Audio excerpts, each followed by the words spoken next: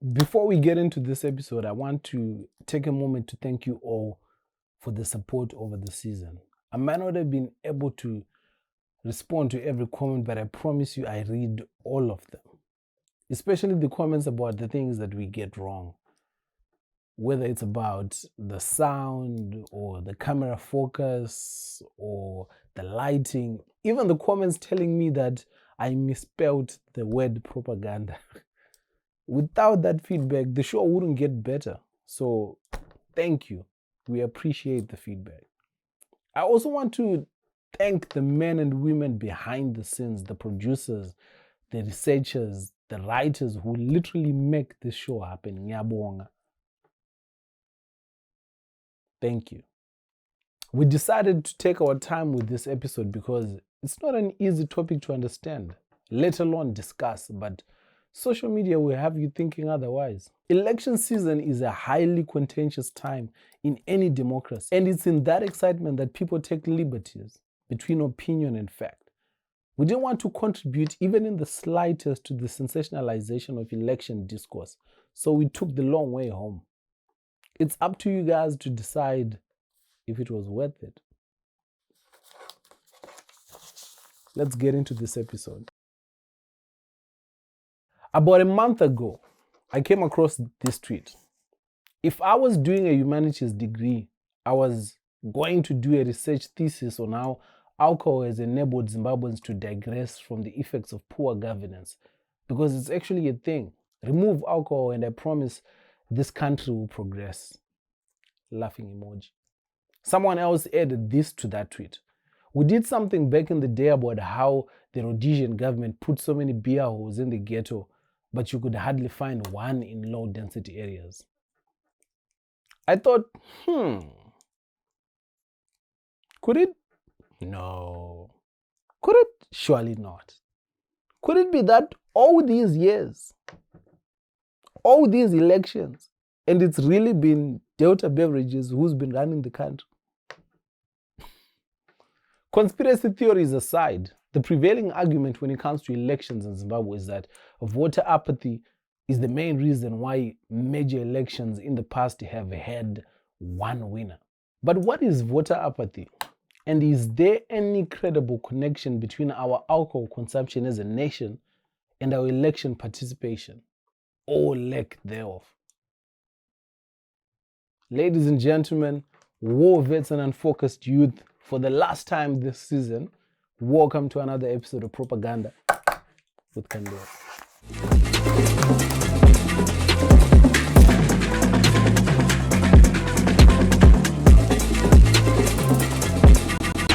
In 2020, the Zimbabwe Electoral Commission recorded 1,700 new voters and 2,857 voters in 2021. That's only 4,557 voters in 2 years. But according to ZEC spokesperson Jasper Mangwana, ZEC registered 80,000 new voters in February 2022, which is a great improvement, but still nowhere near the Commission's target of 500,000 new voters. There is currently 5,804,975 people on the 2023 voters roll. That's just 2% more from the 2018 voters roll, which had 5,695,706 people. 2%. 2.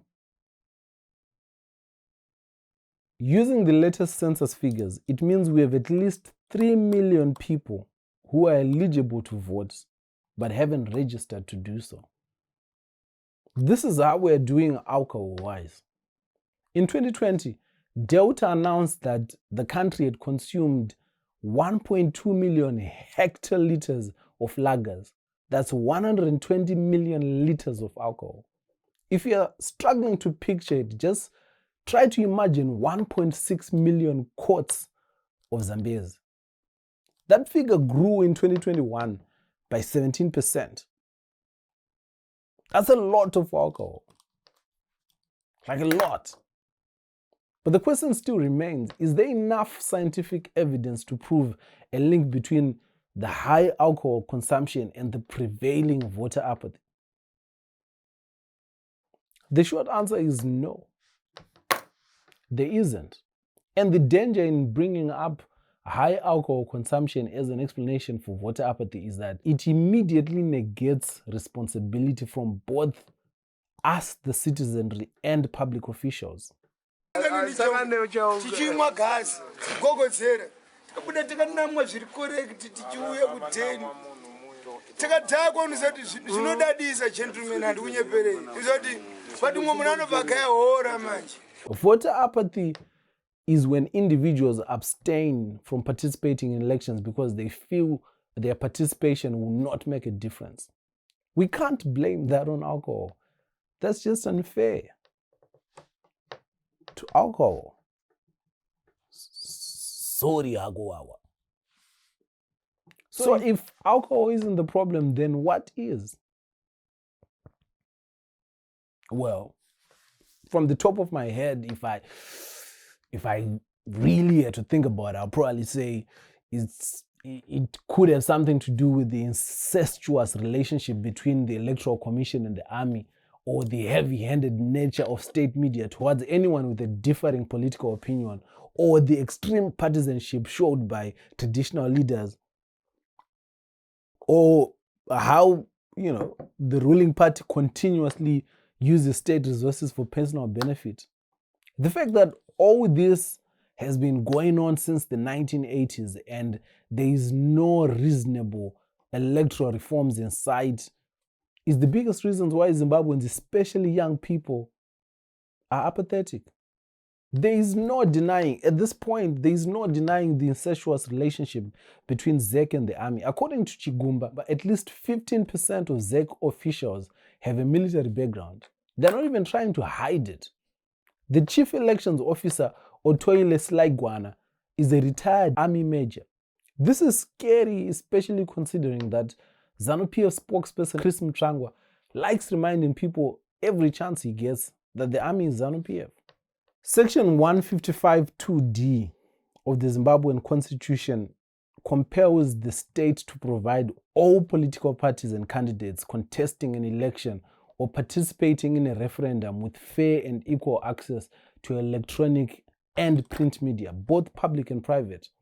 But what we have continuously witnessed is a flagrant disregard of our constitution as the Herald and ZBC cover election activities of one party. The only time opposition politicians are covered by state media is to highlight a failing or a scandal. Maintenance. Or my personal favorite, when they have been arrested. This is Ruben Barwe reporting live from Harare Central, where Job Sikala has been arrested again.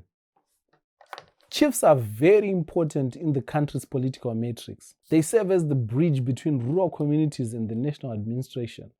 Over the years, chiefs have become self-proclaimed commissars of the ruling party. What's not clear is whether this is because they know where their bread is buttered or this is the only way they can get their bread buttered. Either way, ZANU-PF wins. During ZANU-PF's conference in Bindura last year, Chief Charumbira, president of the Chiefs Council, openly declared that all traditional leaders are behind ZANU-PF. What that translates to on the ground is people being assisted to vote. Those deemed problematic are systemically left out of food distribution and farm input lists.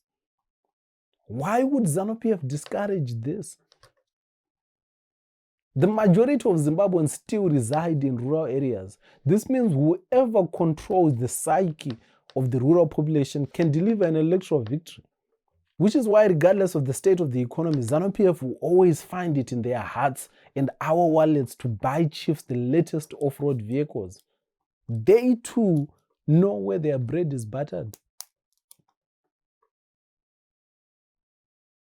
If you want to know where all the new Zupco buses that the president has been commissioning are, just attend a ZANU-PF rally.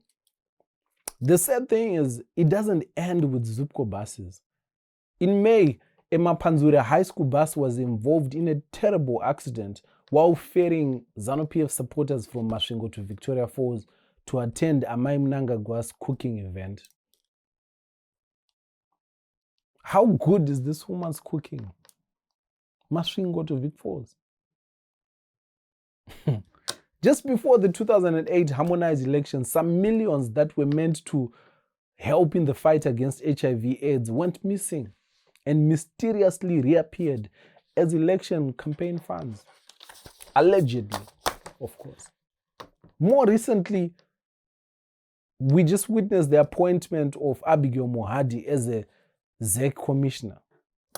Kembo Mohadi is the second secretary in ZANU-PF, which means in many ways he is a guaranteed participant in the next election. There is no democratic logic behind his daughter being amongst those presiding over that same election. The government argued that Mohadi's daughter has a right to pursue opportunities in a country, which is fair. But you could at least mask the nepotism behind some form of competence. Look at Ruveneko. As much as we roll our eyes at some of the opportunities that come her way, no one questions her ability to get the job done. No one. Just take a look at this video, Abigail Mohadi's interview before Parliament, just before her appointment as a commissioner. What an extent have the 2013 Constitution under the electoral law been implemented since the 2013 elections to date? What an extent have the 2013 Constitution and the electoral law been implemented since the 2013 elections to date? Please, can you repeat the question? I'll do so. To what extent have the 2013 Constitution and the electoral law been implemented since the 2013 elections up to date?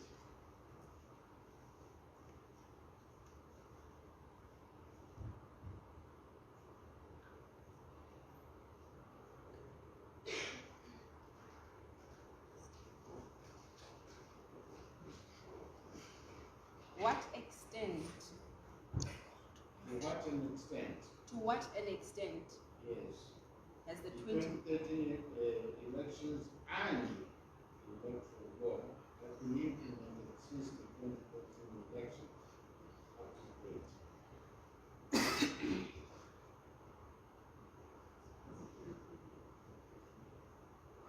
Okay, I'll try and answer it the best way that I understand the question. The 2013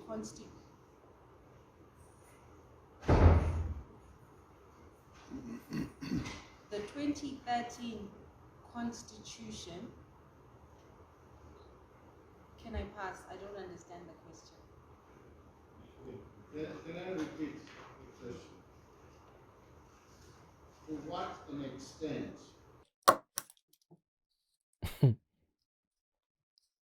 Yeah.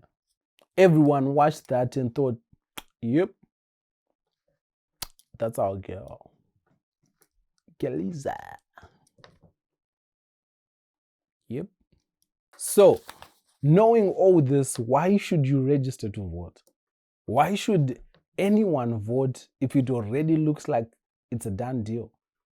This is going to sound silly, but that's exactly why everyone who can should register and vote. It might seem like it's a done deal because that's exactly how they want it to seem. And just in case it's not clear, the them in this scenario is ZANU-PF.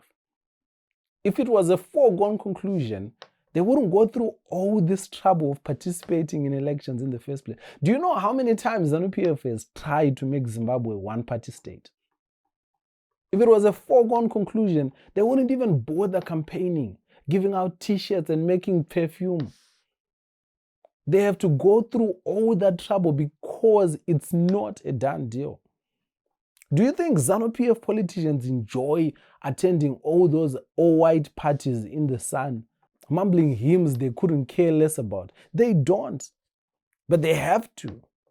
If you listen to Nick Mangwana and the Muchangwas, you will notice certain things. They will not so subtly bring up their proximity to the army or the plans that ZANU-PF has in the very distant future, like the Mount Habden city. Whoa. These are all things that are designed to psychologically wear you down by implying that 5 years, 10 years, 15 years from now, ZANU-PF will still be in power. It's just a tactic. At this point, that's all it is. They want you to believe that the election is already won because voter apathy benefits them. Have you ever stopped to think how ZANU-PF has been talking about 5 million votes for ED, and yet they accuse and label everyone who they see encouraging people to register to vote as the opposition? Like, mathematically, it can't. Like, even if you are disillusioned by the two main presidential candidates and feel they don't represent anything you believe in, here's something to consider. You can vote for council and parliamentary candidates. This way, we can avoid having one single party with a 2/3 majority in parliament. A party with a 2/3 majority can change the constitution at will. It's because of this power that ZANU-PF managed to extend judges' retirement cap by an extra 5 years. So now we have a chief justice who owes his continued tenure on the bench to the president. Voter apathy is not unique to Zimbabwe. Global trends show even first world countries are struggling with low voter turnout. Even next door in South Africa, statistics show that there has been a decline in citizen participation since the first democratic elections in 1994. In 2019, only 12 million people out of a registered 26 million voters showed up to the polls. But that should by no means offer any sort of comfort. As my mother would always say, Ziva na moyako. South Africans might have their own reasons for why they're abstaining, informed by their own circumstances. We simply don't have the same luxury. We don't. We really don't. If you haven't registered to vote or don't plan to vote, I'm curious to know, what's your plan? To send out sarcastic "I told you so" tweets for the next 5 years? That's your plan? To spend untold amounts of foreign currency in rejected visa application fees? I'm genuinely curious, what's your plan? You might not want to hear this, but whatever plan you have, there is no logic or legitimacy to it if it doesn't involve registering to vote and going out to vote. That's just the reality. It doesn't matter who you vote for, but it absolutely matters that you do, that you go out and vote. In the coming months, you're going to see many intellectually dishonest people who will come out and say things like, I don't see the point to voting. Voting doesn't change anything for me. I'm just going to focus on my hustle. Do you know how privileged you have to be to have a hustle that is not affected by politics in Zimbabwe? I can't even think of one. I don't believe there is a single legitimate business in Zimbabwe that is unaffected by politics, whether it's Econet or sex work. There is none. And that is the problem. That is the problem, and it can only be fixed by your participation in the polls. But I might be wrong. I might be wrong. You might be the one person who is fortunate enough to have a business that can survive all these shenanigans. Please plug us, because we can do without the stress. There is high alcohol consumption in Zimbabwe, yes. But there is not enough proof to support the theory that people are too drunk to care about national affairs. In fact, the proof available seems to suggest that Zimbabweans resort to heavy drinking as an escapism from a reality where they feel very politically alienated. The simple facts are these. There is no way the problems in our country are getting solved without your participation as a registered voter. And 2023 is the opportunity to do just that. If you don't want to vote, that's fine. That's also your democratic right. But to me, that means you forfeit your right to complain about the state of the nation for the next 5 years. Deal?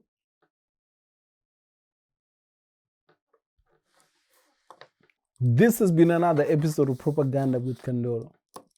And if everything goes well, I'll catch you guys in a few months.